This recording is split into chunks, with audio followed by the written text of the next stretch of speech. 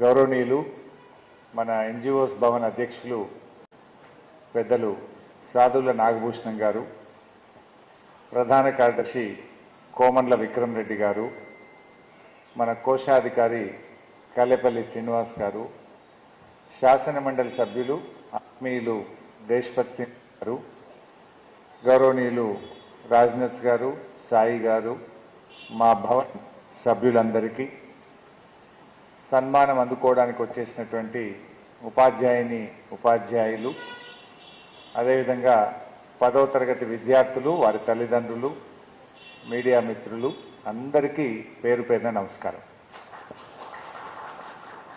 అందరూ అన్ని విషయాలు చెప్పారు, విసిగించానని ముందే చెప్పాను. నేను ఈరోజు సన్మానాన్ని అందుకోబోతున్నటువంటి మా ఉపాధ్యాయులకు మనస్ఫూర్తిగా నా శుభాకాంక్షలు, అభినందనలు.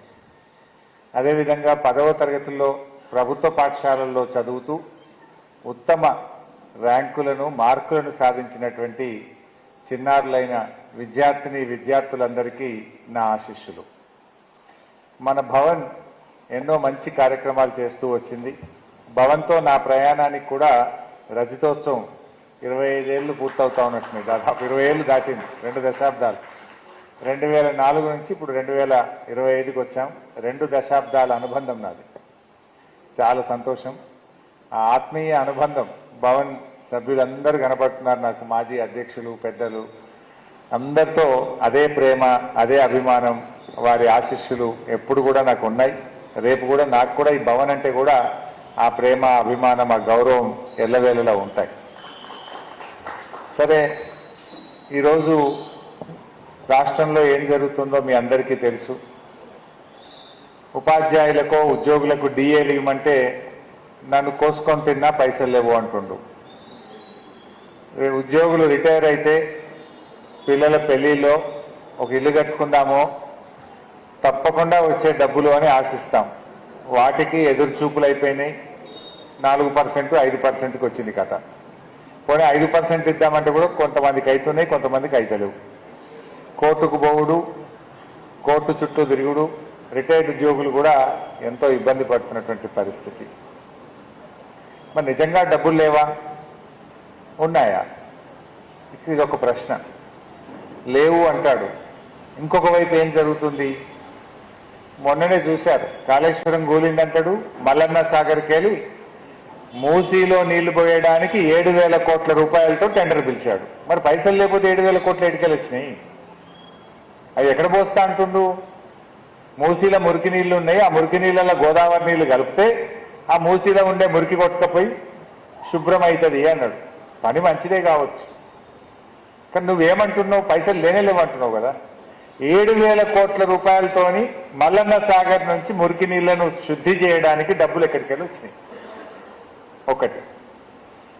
మొన్న జిహెచ్ఎంసీలో ఒక 7,500 కోట్లతోని హై లెవెల్ బ్రిడ్జిలు, ఫ్లైఓవర్లకు టెండర్లు పిలిచారు. హెచ్ఎండిఏలో 10,000 కోట్ల రూపాయలకు టెండర్లు పిలిచారు. ఆర్ఎండ్బిలో 16,000 కోట్ల రూపాయలతో టెండర్లు పిలుస్తున్నారు.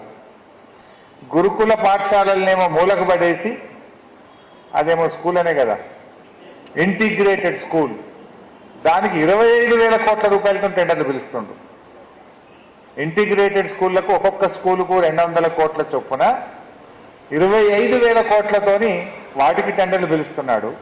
7,000 కోట్లతో మల్లన్న సాగర్కు పిలిచిండు, 10,000 కోట్లతో హెచ్ఎండిఏలో పిలిచిండు, 7,500 కోట్లతో జిహెచ్ఎంసీలో పిలిచిండు, 15,000 కోట్లతో ఆర్ఎండ్బిలో పిలిచిండు. అని కలిపితే 1,00,000 కోట్లు దాటి, ఇంక ఇరిగేషన్లో ఆడొక 15,000-20,000 కోట్లు పిలిచిండు. మరి మా ఉద్యోగులకు వస్తే వరకే, మా రిటైర్డ్ ఉద్యోగులకు పెన్షన్ బెనిఫిట్లు ఇవ్వంటేనేమో పైసలు ఇవ్వంటాడు. వీటికి మాత్రం 1,00,000 కోట్ల రూపాయలు ఎక్కడి నుంచి వచ్చాయి? పైసలు లేకనా, మనసు లేకనా అన్నదే ప్రశ్న. నీ ప్రాధాన్యతలో మా రిటైర్డ్ ఉద్యోగులు, మా ఉపాధ్యాయులు లేకపోవడం వల్ల రావడం లేదా? ఎందుకు రావడం లేదు అన్నదే ఈరోజు చర్చ. ఇది మీరు దయచేసి ఆలోచించాల్సిన అవసరం ఉంది. కరోనా వచ్చి 2 సంవత్సరాలు ఆర్థిక మాంద్యాన్ని ఎదుర్కొన్నాం. పెద్ద నోట్ల రద్దుతో 1 సంవత్సరం పాటు దేశం మొత్తం ఆర్థిక మాంద్యం ఎదుర్కొన్నది. కరోనా వచ్చినా, పెద్ద నోట్ల రద్దయినా ఏ రోజు డిఏ లాగలేదు, పిఆర్సీ లాగలేదు. ఇప్పుడు పిఆర్సీల గురించి అడిగే పరిస్థితే లేదు. డిఏ అడిస్తేనే మహాభాగ్యం అయిపోయింది. పిఆర్సీల గురించి అయితే అడిగే పరిస్థితి లేకుండా అయిపోయింది. ఇవన్నీ మీకు తెలియనివేం కావు. ఆ రోజుల్లో దేశంలోనే బెస్ట్ పిఆర్సీ ఇచ్చిన ప్రభుత్వం బీఆర్ఎస్ ప్రభుత్వం. 43% ఇచ్చాం. 2 సార్లు కలిపితే దాదాపు 83%, 43 + 30 అనుకుంటా 73, 73% వచ్చింది. కానీ ఈరోజు పిఆర్సీ ప్రశ్నే లేదు. ఈ దేశంలో 28 రాష్ట్రాల్లో ఎక్కడ కూడా 5 డిఏలు పెండింగ్ ఉన్న రాష్ట్రం ఏదైనా ఉంది భారతదేశంలో అంటే తెలంగాణ. గాడికి వచ్చింది కథ. పెన్షన్ బెనిఫిట్లు ఇవ్వని రాష్ట్రం